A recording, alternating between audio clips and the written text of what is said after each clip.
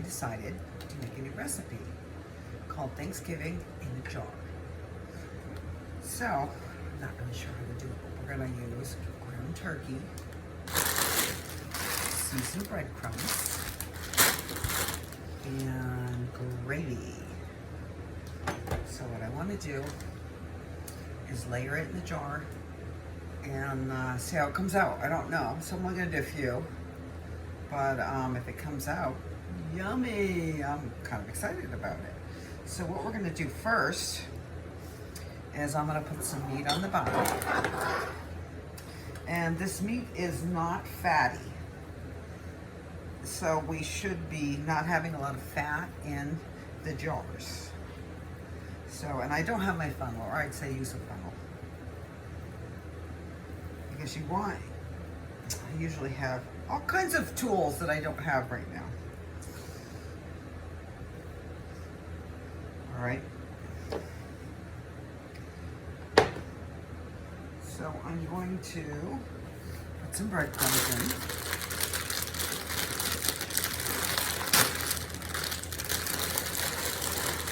This is either going to be delicious or gross.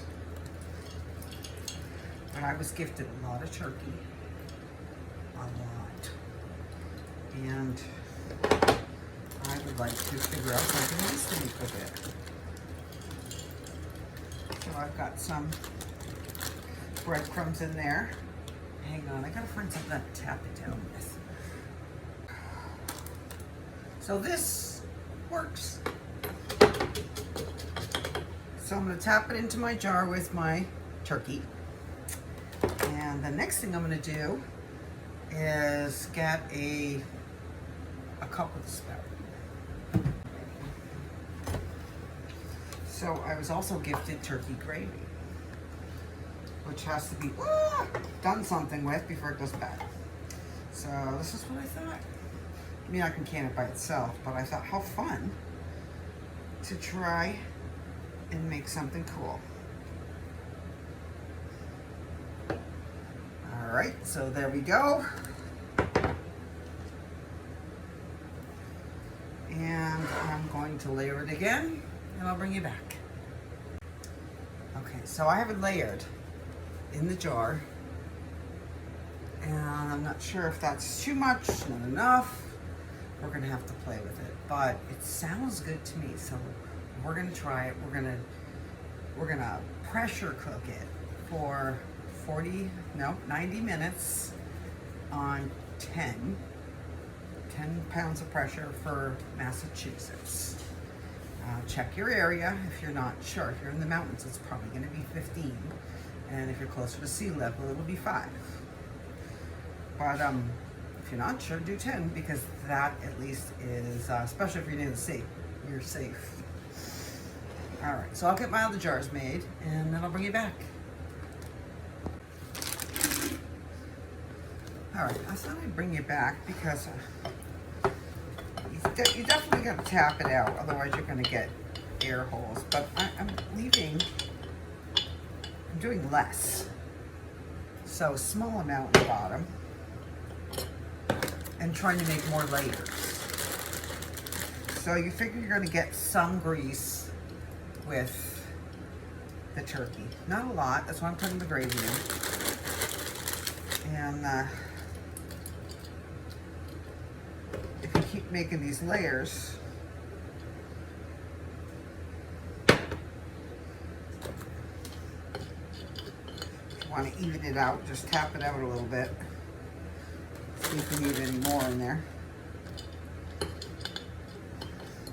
And put some gravy in.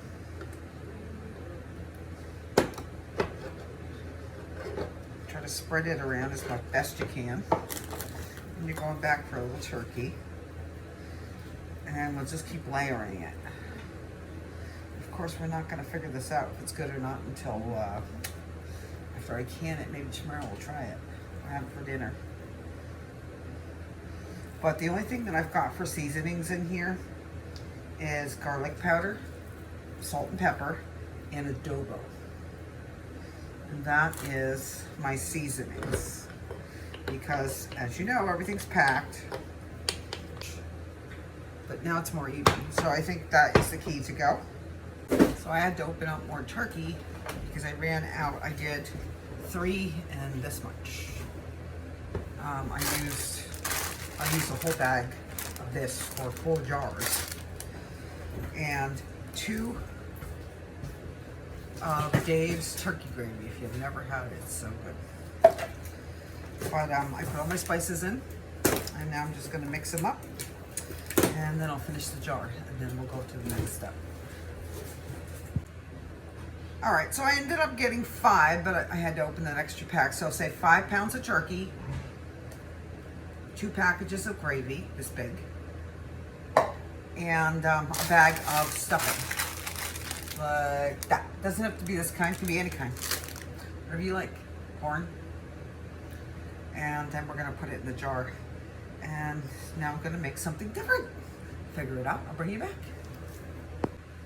Actually, the next thing we're gonna do is wipe our lids down, wipe our rims. So if you got any chicken or stuffing or anything on it, gravy, it'll be gone and you'll have a good seal. So let's all pray for good seals. And I'll bring you back. Okay, let's talk about what I didn't account for. Now I did the 1-inch headspace, that's correct, but I forgot to figure in that the stuffing was gonna expand.